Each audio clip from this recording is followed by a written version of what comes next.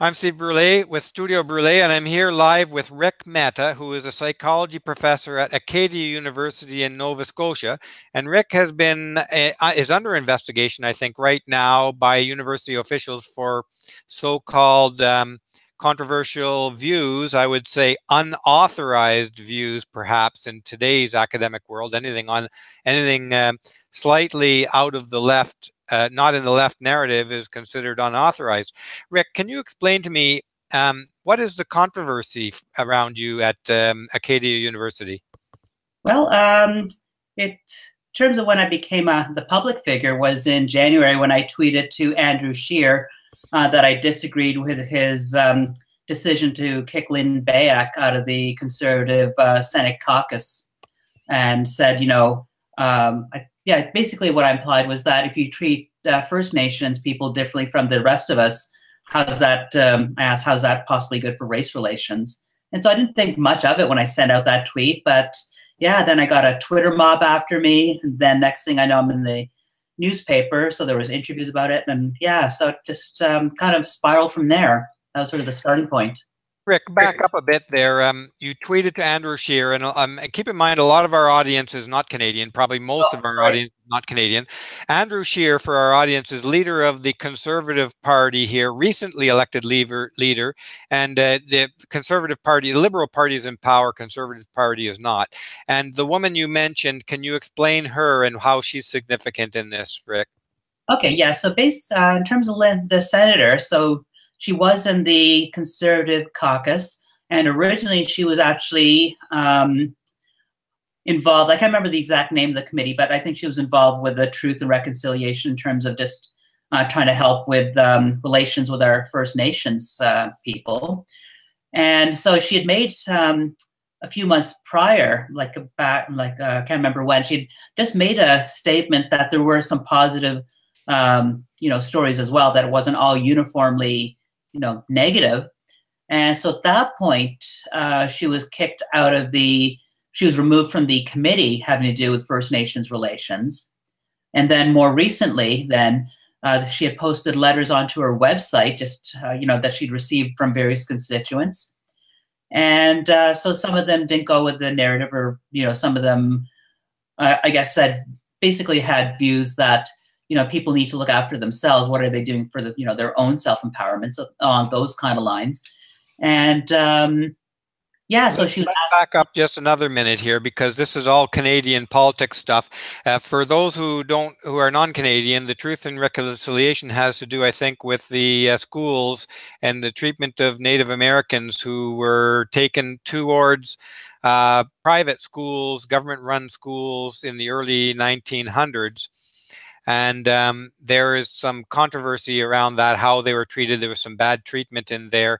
And Rick, you made the comment that, or this MP made the comment that not everyone had a bad experience at those government-run schools, that kids were mandatorily taken from their First Nations families and placed in these schools. And the MP mentioned that some of the experiences were not negative, and this caused quite a stir. Am I assessing that correctly? Yeah. So if anything, there were a lot of kids who wanted to go and couldn't, and there were a lot of people who had really good experiences. And actually, some of them are actually on the Senate right now, and one is actually, on our $10 bill. So if it was, this horrific experience, we wouldn't be having, people like that in positions of power or celebrating. Who is on the $10 bill? I should know this. I'm Canadian, but I didn't realize there was a First Nation person on our Canadian $10 bill. Who is this? And it's an MP, is it? Or no, I need to get the research. So I remember, though, I was someone who reached out to me, who was a teacher who worked in the school system. And so she actually, when we chatted on the phone a few months back, she'd actually mentioned that to me. I just haven't had my chance to go through all the documents that she had sent me and to do my own homework. So I remember that tidbit, but I couldn't remember all the details. But I do find these are two examples of First Nations people who went to these schools and found it was a positive experience that benefited their lives. Yeah, exactly. And what she had actually told me is that the person who wanted to start it was actually a First Nations and Sault Ste. Marie. And so he saw this was the, with the settlers, this was going to be the new way of life. And so he wanted his people to have a better life. And so he was the one who initiated the agreement not to have the residential school. So this is a real, yeah, I mean, what's being told is very different from what actually happened. Maybe I'm slow of hearing, but I'm not sure I understood what you said. The person who started these residential schools was a First Nations leader? Yes, if my understanding is correct, is that he basically was one who initiated to get the ball rolling, because he wanted his people to have a better life, through education and learning what the new methods would be like and the new culture and how do we fit in. And to be clear, and I'm sure I'm sure I'm right on this, but I'm going to just state it. That you agree that there's been some terrible stories coming out of those residential schools, and your point is basically that not all of the stories were terrible.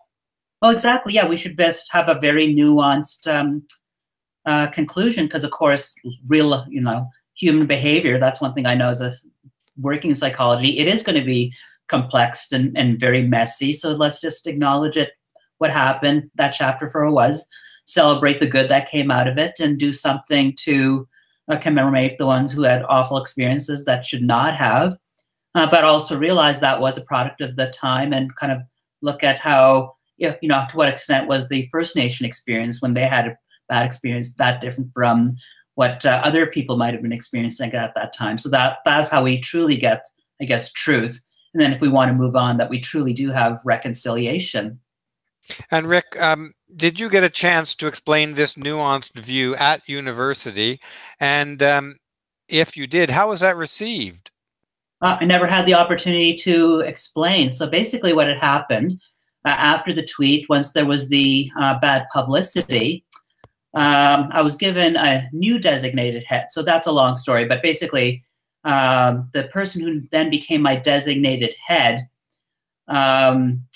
basically in an email exchange, he disclosed, I've been tasked with doing your career development, and more importantly, enacting the parts of our collective agreement that have to do with, warnings and discipline. So he did use those exact words. I've been tasked with these chores. So it wasn't an unpleasant chore to him. Yeah. Well, he seemed, my view is I think he's getting a bit too much enjoyment out of it to be just an unpleasant task. Ah, he's looking for the opportunity to smack down a wrong thinker. Oh yeah, put it this way: when I went up for tenure many years back, his line of questioning was far more aggressive than I thought was warranted given the circumstances. And when I did have to appeal at the university level, there it did say that he did admit that had I provided certain documents, I would have gotten the promotion, but I didn't provide those documents at the original meeting because the line of the questioning was so aggressive that I didn't feel comfortable doing that. Was this this kind of set up the backdrop for what has become an uncomfortable experience for you now at Acadia? Would you say it's an uncomfortable place to work now? Yes and no. So, they've attempted to make it uncomfortable for me, but I will not let them make me feel uncomfortable. So I kind of turn the tables because, when I'm in the workplace, I still smile and say hi to people in their offices. On March 14th, it's known as International Pie Day, and I still kept my tradition of ordering 3 pies and a tart because that's about as close as you can get to having 3.14 pies. So I still did my collegial. If they don't want to eat the pies that I bought for them, then that's their business. But I've done my best to just be the same person I was before. But my colleagues don't want to talk to me. That's their business. And Rick, you're a psychologist, right? A professor of psychology. Have you looked into the claims of the treatment of the people at these residential schools in any detail? No, because that's not my research interest. So, that was just something I noticed that was happening in the news. And so I was just doing that in my capacity as just a regular citizen who has a Twitter account. I wasn't doing it in any professional capacity. So it was an offhanded, kind of seemingly simple and inconsequential tweet that perhaps stating that perhaps not everyone at these schools had a negative experience. Yeah, exactly. And so the consequences after that have been interesting, I guess, to put it mildly. So the courses I've taught have been the courses that are required for the psychology majors, so introductory psychology, so the large sections of that, the research methods, and then some other courses. With the introductory psychology one, so the course I taught in the first semester to the large groups, I've had a really high success, especially since September 2012. That's when my mental health really improved, and there was a noticeable blip in my course evaluation. So every year after that, they were really good, like better than the norms or like the means for whoever taught those same courses in the second semester since 2012.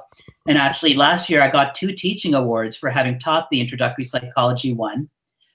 So then after the tweet, when I put in my teaching allocations, I no longer have introductory psychology one. That's been given to someone who we haven't even hired yet, so we don't even know who it's going to be. So this new person who's never even taught at Acadia is going to be handling all, course for the large section for the majors and non-majors. Even though basically the university is saying anybody but Rick. Pretty much. What's interesting, yeah. So that's for the introductory psychology one.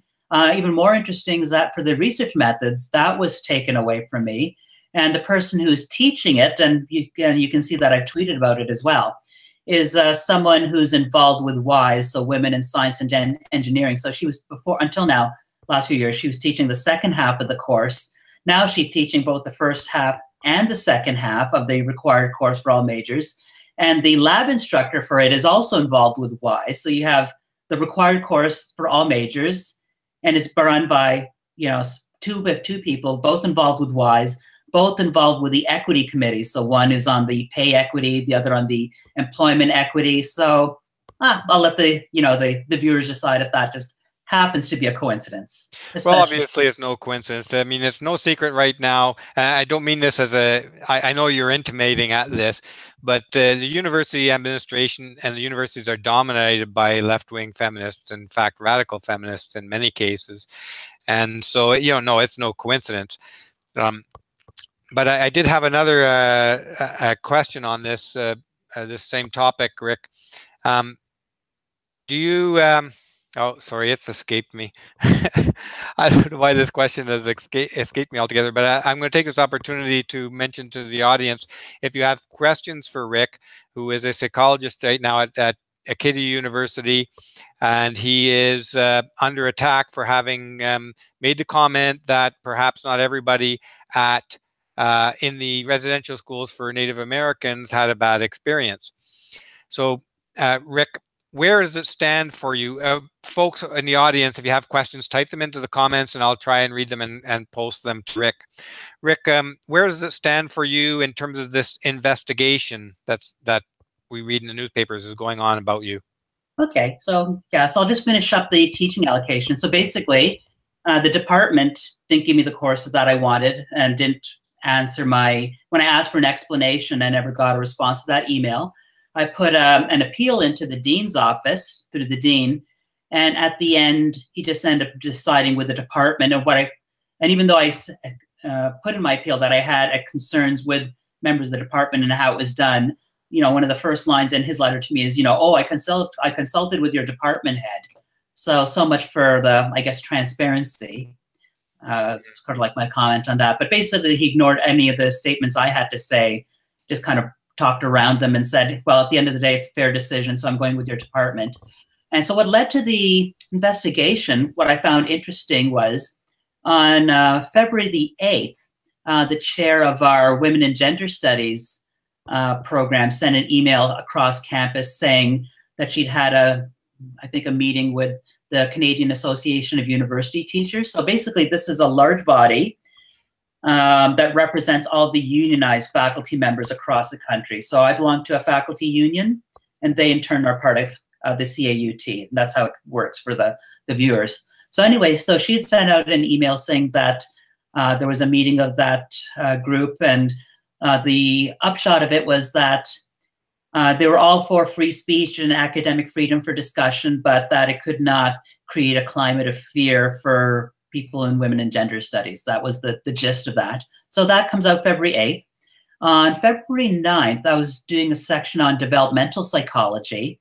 And so I told the students, here are parts of the book that I'm not going to be covering because it's based on an ideology. And for each section, I explained why, or that it wasn't relevant. Like, do they at that stage need to know about raging hormones? And I figured, yeah, probably not. So I told them what sections I wasn't going to cover. And so I said, okay, do you guys agree that if we have people who are young and we want them to become productive members of society, that what we need for them is a functional education system? And so everyone agreed and said, yeah, definitely. I said, okay, great, let's look at that. And I said, here's a critique from a feminist angle. And so like people's eyes perked up. So then I showed them a clip. It was actually of Christina Hoff Sommers from the American Enterprise Institute, and saying, you know, kind of like the war on boys and how the education system actually works against the interest of boys. And oh, the uproar that happened in the class there. I had people walking out, and if you listen, anyone listens to the audio recording. So then a few minutes afterwards, I played a clip from the Independent Women's Forum. So it's Christina Hoff Sommers, you know, prominent feminist, second wave, I should say, and having a discussion with Camille Paglia, another prominent second wave feminist. And so I played a short clip from it. And near the end of that clip, what Camille Paglia said was that it's up to women to stand up for themselves. And so she said, you know, if you're in the workplace and a guy flirts with you, it's your duty to stand up and say, no, I'm not going to tolerate this. It's not the women's, you know, she shouldn't just cower there, do nothing, and then afterwards complain about that. So I showed that clip and didn't think much of it. And then a student raised her hand and equated me as having endorsed her rapist. having endorsed what? Her rapist. Yes. The student's rapist? Yeah, so she said, Did Paglia rape the student? No. Who were you endorsing exactly? Well, she said that because she said I was like blaming her for having gotten raped because she didn't stand up for herself. But it's Paglia's words that you were playing to the class. Yeah. Not your words. No, and also this was in the context of workplace. So workplace harassment is very different. I mean, I don't think any reasonable would you know, equate the two in any means in terms of intimate sexual violence. Those are worlds apart, I think, for most reasonable people. Definitely. But also, Paglia and Sommers are kind of two thorns in the side for today's feminists, right? Both are, excuse me, both are strong, confident, intelligent women, which is a huge contrast to the prominent feminists today who are basically fainting couch crybabies. Yeah, and that's what I went on to explain, because I said, okay, you probably need a sort of a brief, I'll just do a brief crash course on feminism. And so I showed them what first wave looked like. And then I talked a little bit about second wave and used the example of Mary Tyler Moore as sort of the, you know, the hallmark, I'll call it, kind of that era. And then what did I mention after that? Yeah, I sort of talked about second wave, you know, like the shows like Wonder Woman that I grew up with, or Charlie's Angels. So really positive views. And I mentioned, oh yeah, Gwen Jacob, probably the last of the, I guess, second wave feminists, because it was in 1989. I remember that was the big thing in university when she won the right for women to go bare-breasted in public, although it's not like many have exercised that right since then. No, hardly any, yeah. Yeah, so I mentioned that, and then I talked about third wave and just the general ideas that you had a social movement working into the university system, becoming an academic discipline. But now what do you do when, for the most part, most of the problems are solved? Well, you need to create new problems then. And so that's how you have the third wave feminism. Like manspreading, perhaps? Yeah, well, you need to somehow have people come in to have a problem to solve, right? So that's why it is a free market economy, right? So they know they're capitalists. Yeah. The man spreading one always gets me, and stair rape and all that stuff. It's so bizarre that I think sociologists and psychologists in the future are going to have a field day. There's going to be a flood of PhD theses trying to analyze how did this absolute nonsense take root in an entire culture with such force.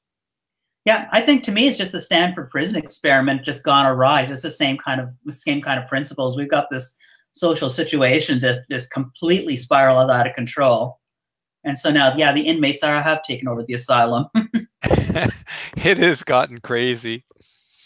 Oh my God. So Rick, you were invited to a panel, I think it was at McMaster University, a panel on free speech. Yep. Now, that panel, I understand, was canceled at the last minute. Can you say why it was canceled, and what's your opinion on that? Yeah, so it was not even last minute. It was like almost like more than 24 hours in advance, because I think I got the email at 1 p.m. Atlantic time and on the Wednesday, but the panel discussion wasn't going to start until 5:30 p.m. on a Thursday. So yeah, so about 24 hours ahead of time, the panel was canceled. And why was it canceled? There was 3 people on it. So there was me. Then there was Mark Mercer from St. Mary's University, so he's the president of SAFS, which is short for the Society for Academic Freedom and Scholarship. I'm also a member, but he's a president. So there was the 2 of us. And then there was going to be a faculty member from McMaster University from the Department of History. And so what had happened was, my understanding then, is the faculty member from the Department of History had heard that I tweeted that I supported Michael Thurlow's right to express his views. So he's known to be a Nazi. The conversations that I've had on him with Skype, he's never come across that way. He labeled himself as maybe far right, but we were able to chat for an hour, and I never felt. Sorry, could you repeat that name again? Michael Thurlow. Michael Thurlow. That sounds familiar, but I mean, yeah. And he has a reputation for promoting Nazism? Well, I haven't looked at him too closely, but I guess he believes in some of the tenets of the National Socialism, but not necessarily Nazism. I never followed him too closely, but I supported his right to express his views. And so anyway, because of that, the person from the Department of History at McMaster said, well, I don't want to be on the panel. And and so they decided to cancel. So basically, in terms of what I heard, what they'd done wrong was the organizers were holding it in the sort of the arts and humanities sort of center of McMaster University. Of course, that's where all your activists, kind of reside. So they heard about it and they were getting angry.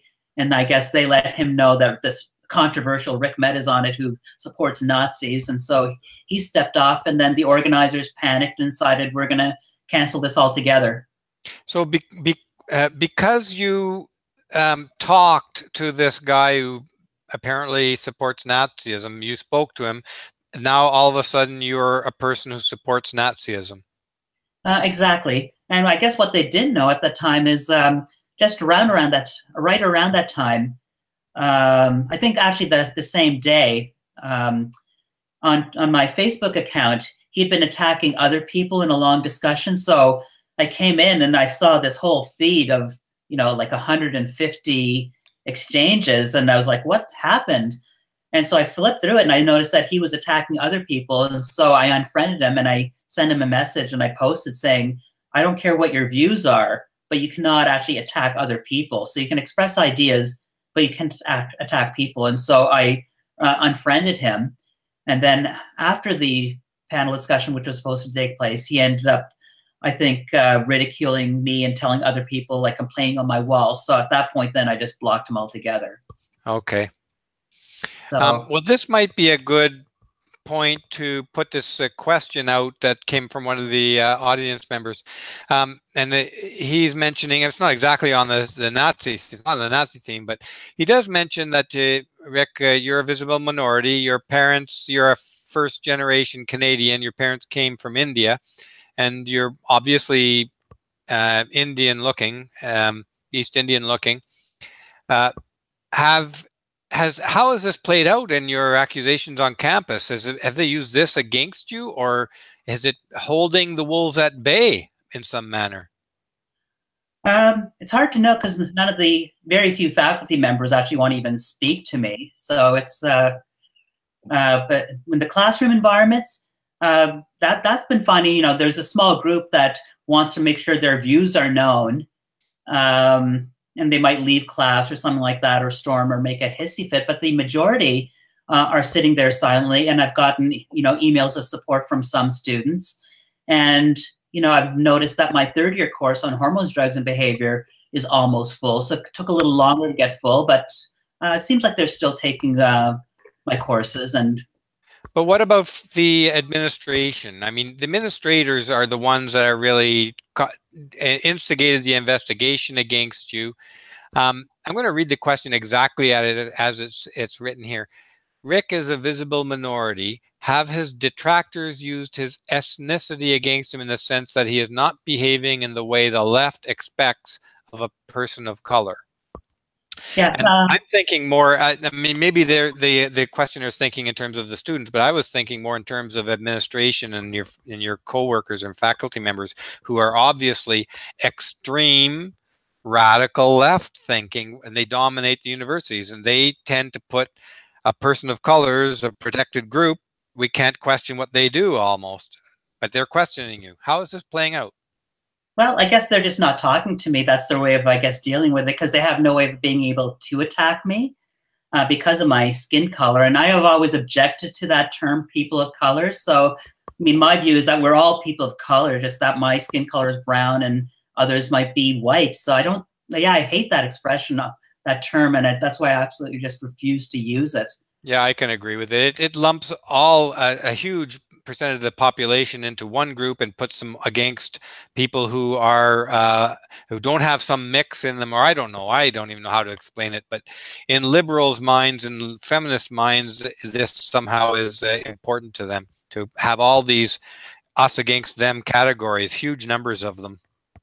Yeah, and I guess because I experienced racism in the 70s, because I was born 1 month before the October crisis. And so that period of Quebec history between 1970 and the 1980 referendum was a pretty ugly chapter to grow up in LaSalle. So, so having experienced racism there, I know what that's all about. And so I wouldn't wish that on anyone. That's why now, when the tables are turned, why I am kind of standing alongside with the white nationalists' right to express pride in themselves. Because if blacks can do it, why can't they? So white nationalists, that term is a loaded term. It's a tough one. It generally is kind of associated with KKK and all that kind of line of thinking. Tell me what you mean by standing in line with them. Well, basically, I mean, if they want to have pride in their culture and their contributions to humanity in terms of, inventions that were made by people who happen to be white, and if they take pride in that, I see nothing wrong with that, because if blacks can do it, or First Nations can do it, or Chinese, or anyone else can, so why can't they? I figured that's not even worth debating. So, of course, with white supremacy, that's a little bit different, but if they want to feel that way, that's fine. As long as they're not putting a cross on my lawn, I'm happy. Now, okay, I think you're touching on different groups, quite a few different groups with some very extremely different views. Like white pride, I'm not familiar with all of these, what these groups are actually promoting, but white nationalists, white pride, KKK, they exist on some kind of spectrum out there. And obviously the KKK have a whole other agenda that I don't think anybody outside of the KKK actually supports. Can you clarify exactly where you're coming from as an academic when you speak on this issue? Yeah. Well, the way I see it is, if they want to have their gatherings, they're more than welcome to. I don't really mind, as long as they're not harming anyone or infringing on anyone else's rights to do, what they want to do. So, because I figure the ideas are so extreme that most people would not even find them all that interesting. So it's just as well if they can, have their place to hang out, because it doesn't go in with the views of the times these days anyway. So as long as they're not harming anyone else in the process, or calling anyone else's names, or harassing or libeling or anything like that, I really don't care what they think or, what they decide to talk about on their own time. So you're coming from a perspective of supporting their right to freedom of speech like anybody else's right for freedom of speech. Does that summarize it?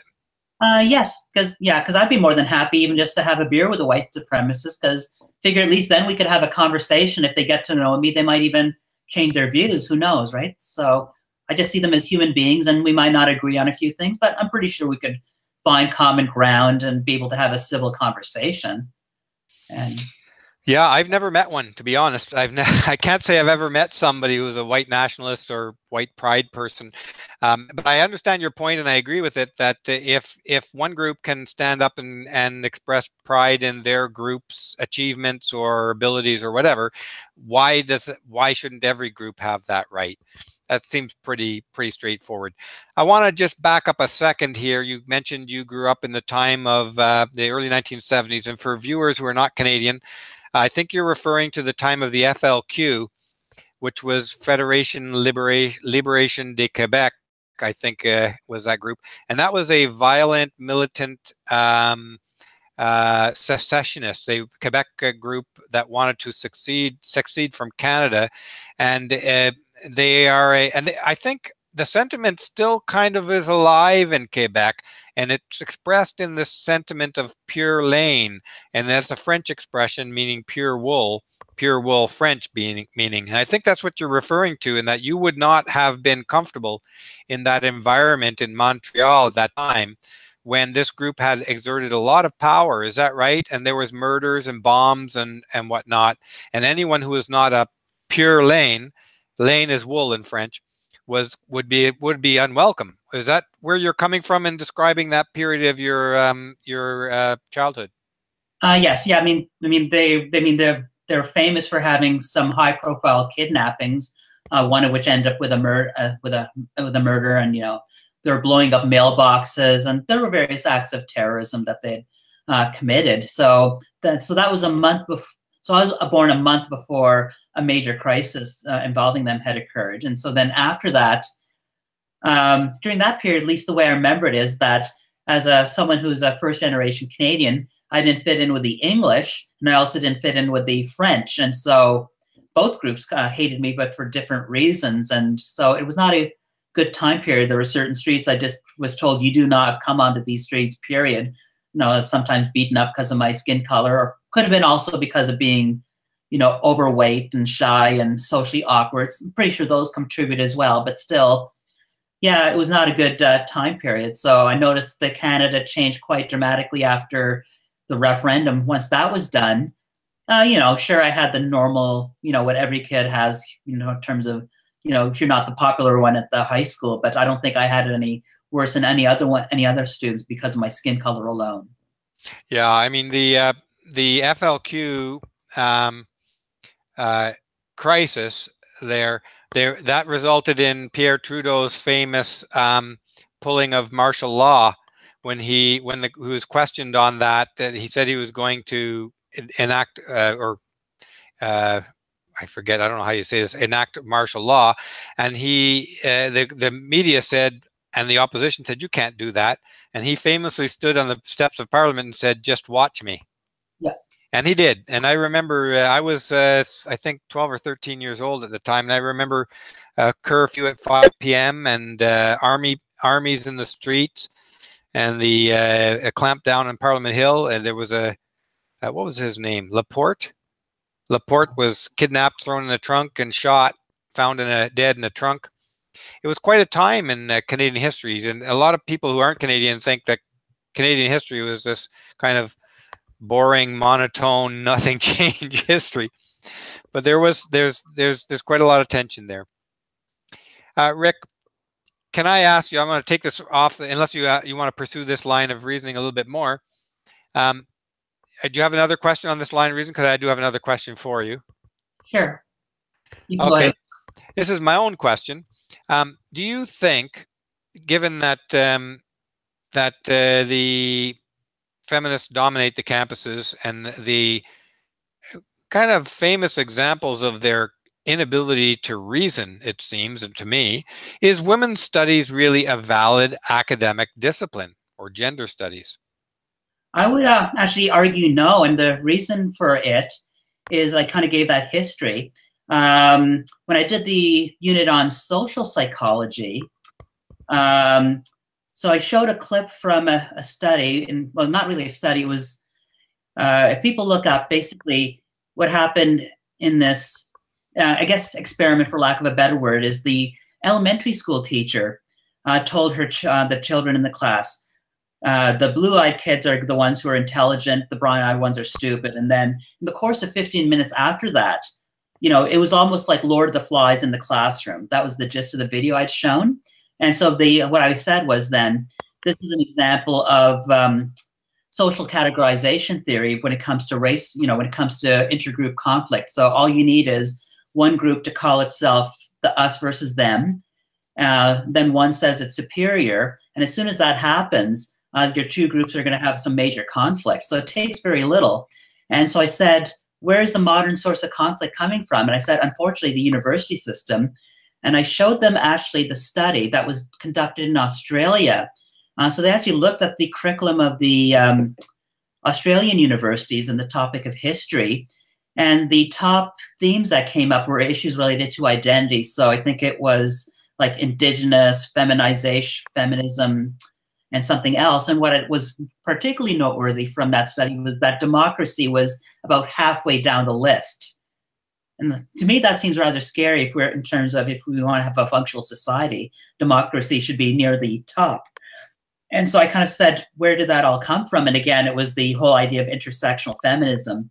And so I said, basically, all of the hate and division that's in our society actually is coming then from, these views then that are predominant, that I said probably arguably started with the women's studies, gender studies, and from there infiltrated in its ideology into other parts of the campus. So with the arts and humanities pretty much gone at this stage, but they're slowly infiltrating in the other parts of the university, including sciences now. Yes, and in fact, University of Wisconsin in Madison has a chair of feminist biology now. That started up about 2 years ago, as specifically a chair of feminist biology. Yeah. So, and then there was feminist glaciology I forget what university that was at. But let me put this to you, Rick, you're a psychologist. How do you explain the fact that, or how did, from a psychological point of view, did feminism take over virtually all campuses, all the administration of all Canadian university campuses, and probably most or all of US campuses as well? How were they so successful in about one generation? Well, I think they were able to frame the debate so that if you dare question them, it meant that you were somehow questioning all women. And of course, no one wants to be perceived as sexist. And so that's how you do it, just by framing the debate in the way that if you dare question us in any way, that means that you hate all women. And so it's been a great ruse, and it's worked for the longest time. But I think the excesses of the Me Too movement were probably the first signs that maybe things might start to turn around, where people are starting to say, no, we're starting to have enough. So that's, I think, sort of the monkey wrench, where I think even they weren't expecting that they were going to go too far with that. And so I thought the manspreading would have that effect, or the mansplaining, or God knows how many other bigoted terms the feminists have come up with. Yeah. Well, I think people were quiet about it because I think most women, if you poll them, only I think maybe 20 to 30% would identify as feminists. So I think they've been kind of quiet about that. But now that things are getting out of control, and to the point that now it's actually affecting everyone else's lives now much more directly. So I think I'm hoping that people are slowly starting to wake up now a little bit more than they'd had before. So trying to keep my fingers crossed. In the meantime, just keep speaking out and making the awareness. And I think having the audio recordings of my classes has been great, because my summer plan then is to post those onto YouTube if I can stick my slides in, then it's something that people can get exposed to. And, I'd be honored if people maybe listen to my class as a podcast or something like that, and maybe discuss it over their summer barbecue or something like that. I'd like to think my teaching would would be something that people would want, the general public would want to actually listen to and maybe have a, conversation over. That's very interesting, Rick. And that's your introductory psychology class that you recorded? Is that what you're saying? Or what class is that you recorded? Yeah, so this is the Introductory Psychology 2 class that I did this year, because I went off the traditional script, because when I looked at the textbook and I was flipping through the chapters, I noticed that much of it was just either out of date, it was wrong, or it was just ideology and not actually evidence-based. And so I said, I refuse to cover the sort of standard textbook curriculum. That's got to get you in trouble with the feminists. Yeah, and also with my designated head, because in his letter of warning to me, so his first was, because what you have to do by the collective agreement, if you're going to give a letter of warning, is say, here's the problem, and then provide solutions. And all of his solutions was just follow the standard textbook curriculum. It wasn't anything about how I covered it or anything like that. It was just, he was telling me what to do, and which is a violation of my academic freedom. And then the second warning letter I got was for the audio recording, because once people heard that and noticed that it was a student who was ridiculous, not me, then they looked bad. And so he said, I violated the students' confidentiality by not getting their consent before recording them and then posting it online. Then the third letter of warning that I got was about having posted on Dropbox. So I made it publicly available. What I put in my teaching appeals for my appeal of my teaching allocation. So he said, you referred to other members of your department in that, and that could be construed as defamation. So the solution is to take it down, and harassment. And so I wrote in a letter stating why I wasn't going to do what he had asked. And so then more recently, he sent a letter of discipline to me. And so I'm just thinking how to respond, because basically he didn't address any of the issues I had raised. And yeah, so it's just, I'm trying to just process how to respond to it. But I find interesting is at the very end, he said, I've been trying to reiterate to you that it's important that you keep this internal, and saying, do not post this, do not make it public. And so my view is that I am a public servant, by virtue of being a professor. So the people I'm accountable to are not the university administration or the faculty or anything like that. It's the general public, because, at the end of the day, when they pay their taxes, it's their money that gets sent to me to pay my salary. It's and it goes against their will, so they have no choice in the matter. So the way I see it is, that's all the more reason why I need to be accountable then to the general public, and then for the students when they pay their tuition. So it's true I'm accountable, but it's in the sense of looking out for their best interests. So it's like the way a coach makes their team members do, these drills that they absolutely hate doing, but ultimately it's going to help them win the game, right? So you have to sometimes make the students go through these areas of discomfort where they're going to hate you, and they might hate my guts for it, but at the end of the day, they actually will come out stronger. So that's the way I see it, is when they pay their tuition, that's what they're paying me to do, not to get the marks. Yeah. Well, I'm not a lawyer, obviously. I suppose it depends on whether the classroom in the university is considered a private space or a public space as to where your rights and liabilities lie in that. So I don't know, maybe you want to consult a lawyer in today's environment. Well, but in any case, sorry, go ahead. Yeah, well, the way I see it is anyone can videotape what happens on a university campus, because it is a public setting, and you don't need to have any permission to do that. So, you know more than I do. So if it's considered a public space, then yeah, there's no laws that I know of that prevent you from recording in a public space. Yeah, especially if I'm just taping myself. The way I so in terms of yeah. Yeah, so the recording, with the audio recording, before I did it, I asked students, I said, I'm going to go into some strange territory like sex differences, and I don't feel comfortable doing that without a recording. So first I paid a student to record 2 classes, and then I thought, why don't I just tape all of them? And so I bought my own recorder after that, and then taped all of them. And that was good thinking. Yeah. I'm just going to backtrack just briefly. We talked about how the feminists came to take over campuses. I want to make this our viewers aware that back in 1984, at least in Canada, and the same kind of process was going on in the U.S., there was a study around workplace hiring and whatnot, and they, as a result of this study, and the study is a bit corrupt as well, and funded from a bit biased, but it was affecting. It came out to influence the creation of the affirmative action laws, which in Canada came into place in 1984, which required businesses and universities to preferentially hire and promote women over men. And it was just a women versus men issue at that time. Today, of course, I think affirmative action is everybody against everybody. And if you have a skinny nose versus a fat nose, they're probably going to categorize you that way for affirmative action as well. The categories seem to expand by the minute. Can you comment on the effect of affirmative action versus the effect of specifically feminists in the faculty on how they came to dominate university campuses?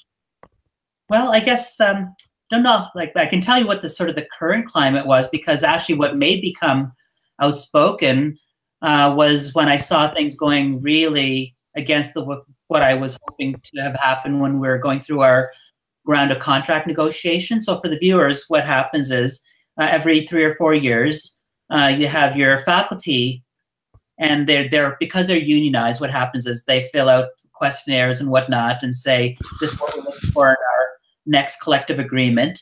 And so then the negotiating team then meets with a team of administrators, and then they try to make a deal then that should be in the interests of the administration and supposed union members. But part of that process, I met with the equity representative, and there I did express my current concerns about the way they're doing the employment equity, and I said it works against race relations to, hire someone on the basis of race. And I even said that if, like, in terms of when I was hired, it turned out I was the second person on the list, not the first person. So I had to wait until the first person had decided whether he wanted the position or not, and he took his time doing it. Ultimately, he said no, and then it was my turn. And I said I'd rather have gone through that all over again than to have been told, oh, well, we had 2 people who are equal, and then we're going to hire you because you're the visible minority over the other person who's white. Because I said, I would feel awful if I was, taking a job from someone else. And then how's that person's going to feel? That's going to actually just be really bad for race relations. And what I found interesting about the representative was she was challenging me at each of the points I raised, as opposed to just trying to be listening and seeing here's his perspective and how can I maybe try to incorporate it. So I found that rather interesting, was that I was questioned on everything, and so I had to somehow overcome her standards. And at the end of the meeting, she said, you articulated yourself really well, and you clearly know what you're talking about. And so I was actually hopeful then that might have led to a change in what kind of policies, because I articulated myself clearly. But the policies that we had were just this complete mess. And so what happened then on July 25th, so at the meeting of the union, so at that point, so there are people with higher salaries than me talk about how oppressed they were, and that was getting under my skin. And so at that point, I put my hand up and said, well, you guys realize we're not the only employee group that's overworked and under-resourced. What about our support staff? And the view was just, well, that's not our problem. And that's when I flew into a rage. And I made some comments that I shouldn't have, and I realized that afterwards. And so I knew that the writing was on the wall within my department. And Rick, can I back you up a second here? Sure. I think I heard you say that there were some of these professors, and I'm presuming their pay scale is approaching $200,000 a year, and they're talking in meetings about how oppressed they are. Oh yeah, definitely. Like the people. How is somebody making $200,000 a year in one of the, say, most prestigious jobs in the country? How are they oppressed? Yeah, beats me. I think ours were that they might have been saying, "I'm earning only," in quotes, 150 or 160 or whatever ridiculous number, right? It's clearly 6-figure. You're on the sunshine list. The way I see it is keep your mouth shut, especially given how much your average Nova Scotian makes, right? So, Yes. Your average, they're on the top, probably 1% of the world or less. I mean, yeah, exactly. seriously, I mean, this just boils my blood. Somebody in those positions talking about being oppressed. Yeah. Okay, is it a feminist? Well, those people, some of them were this, some of them were from political science. So it might have been a male, but fully identifies with the feminist doctrine by. Yeah, I didn't mean feminists had to be female. Yeah, Feminists are birds of a feather. They all think they're oppressed, and they'll find a reason. They'll say if this tooth over here isn't white enough, they're oppressed. yeah. But then whites are evil, right? Yeah. There's that too. There's the evil white tooth. It's fun to just mock them. I just have a great time with it. I mean, how can you not mock them? And sometimes it's just too jaw-dropping to even mock. You can't believe it. You can't mock. Do you remember? The image coming to mind is when Sarah Palin was around. Sarah Palin and Saturday Night Live didn't have to write any scripts. They just read out her words. You could do that with feminists. Yeah. Actually, I did that in today's class because, long story short of how I got to it, but ultimately what I showed was just an abstract from a journal called Fat Studies. And so it's like, yeah, a queer, and this was actually featured on Sad's latest Sad Truth. So I happened to, go along something along the same lines of that same abstract, but somehow people who are queer and who are fat perceive time differently or something like that. That made absolutely no sense to me, but I read that parts of that abstract in my class today. So that's on the audio recording for anyone who's interested. I can send you the link to the Dropbox if you like. I have it. Sure. I'd like to see it. On the issue of feminists thinking and whether they should be considered a legitimate academic discipline, I don't consider it. I think it's obvious they're not a legitimate academic discipline, women's studies. I remember years ago, and I don't remember why I was reading this, but I was reading these grant proposals at the time, and there was this one that said, we need to study or provide this money to help women, and the justification for it was that women would be helped. A classic, perfect circular argument. Yeah. This money, we need this money to help women. The justification is that women will be helped if we get this money. And this seemed to be typical of gender studies proposals. They presume that the fact that women would be helped by something is a justification for anything you want. Yeah. So that to me indicates a level of thinking far, far below the university level. And I mean far below the first year university level. Never mind people proposing studies and grants at the postdoctoral level. Yeah. It boggles my mind.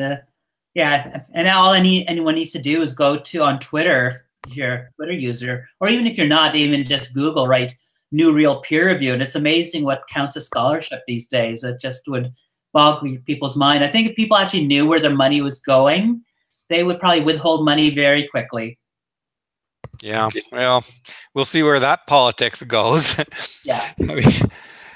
Rick, for anybody who's watching here, Rick Mehta is a professor of psychology at Acadia University in Nova Scotia.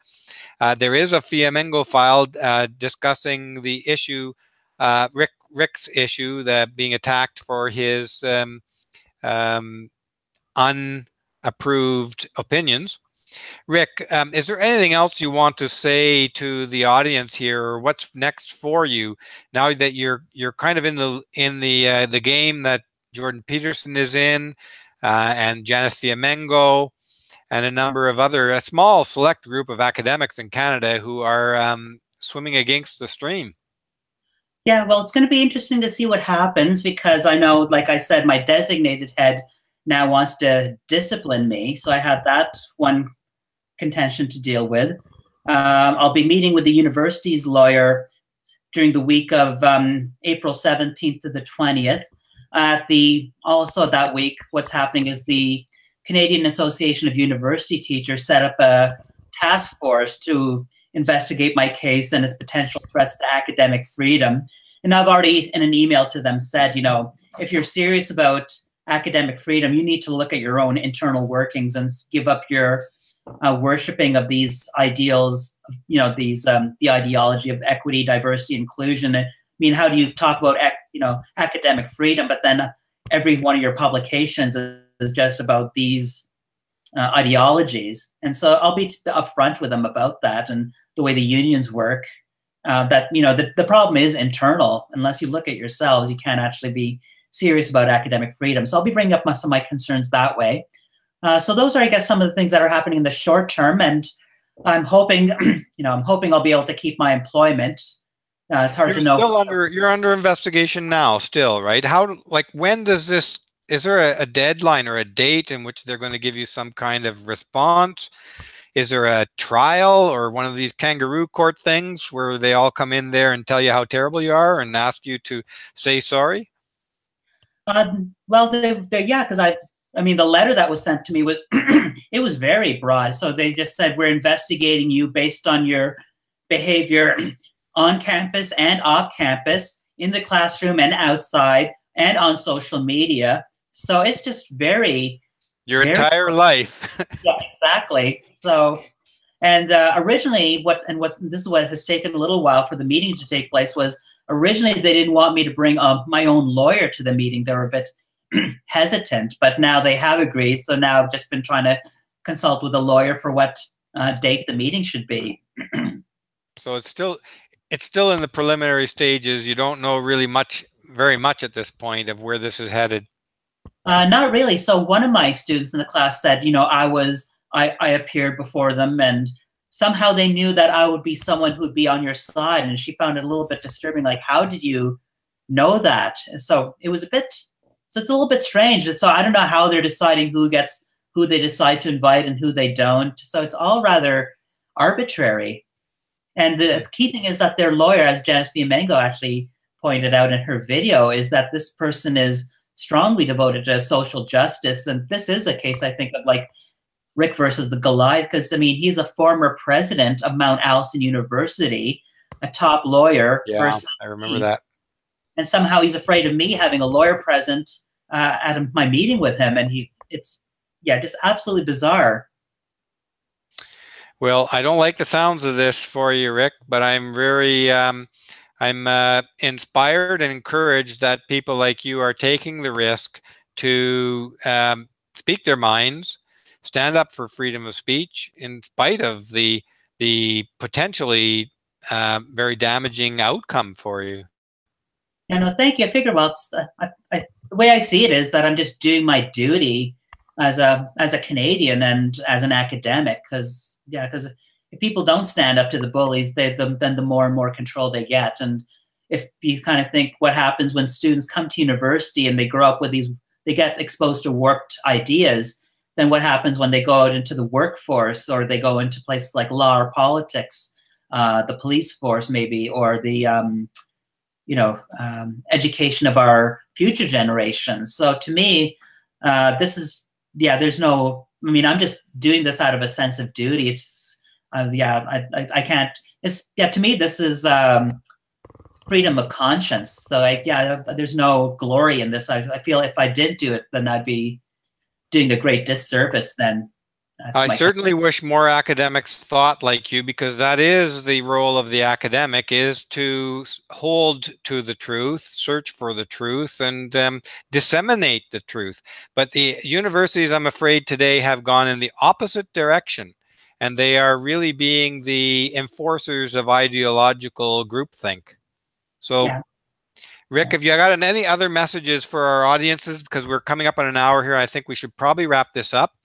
Yeah, definitely. So, well, I'll just say, I'm just going to keep going public with everything. I'm not going to refuse to be silent no matter what pressure is exerted. And so I guess for the viewers I'd recommend that they do what they can to find their voice. With me, it ended up being emotion. So that gave me the courage to speak. And then once that happened, I've noticed that the it's almost like the bark is worse than their bite. So the worst they do is they call names. They try to make your life miserable, but I just refuse to let them. So I'm trying to be true to who I am as a human being. So I refuse to let them dehumanize me. So And they're I come, cowardly bullies, basically. yeah, that's all it boils down to. They know they don't have any arguments or any substance, so that's why they need laws to protect them, because they know they have no merit behind them whatsoever. Well, thanks again, Rick, for actually doing your job as an academic, and even though it puts you at risk. I hope that your example and Janice's example and Jordan Peterson's example inspires other academics to start getting off the pot and doing your job. As an academic, your job out there is to speak the truth, search for the truth, speak the truth, disseminate the truth, and not cave in to ideological bullies. Those of you that are caving in or even silent, those academics that are even silent in the face of this academic bullying, you don't deserve your job. Give it up. Thanks, Rick. Thanks, audience, for joining us. And do support Rick. He's going to be publishing his first year's second term psychology course on his YouTube channel. So, and there's a petition also in the description of this video, a petition in support of Rick. Is that petition still alive, Rick? I believe so. I haven't checked in a while, but I believe it's still up and running. And yeah, once I'm done this, I'll send you a link to my Dropbox folder. So in the meantime, people can access my slides and the audio recordings that I have for the majority of my classes. Great. Thanks again, Rick. And I hope we have you back on here soon. And for those of you finding your voice, one way to find your voice is to start by supporting those who are speaking out, like Janice and Jordan Peterson and Rick Mehta. There's no other way but to speak the truth if we want to keep our academia honest and valuable to the culture. Thank you, Rick, and good night, everyone. Thank you. Good night.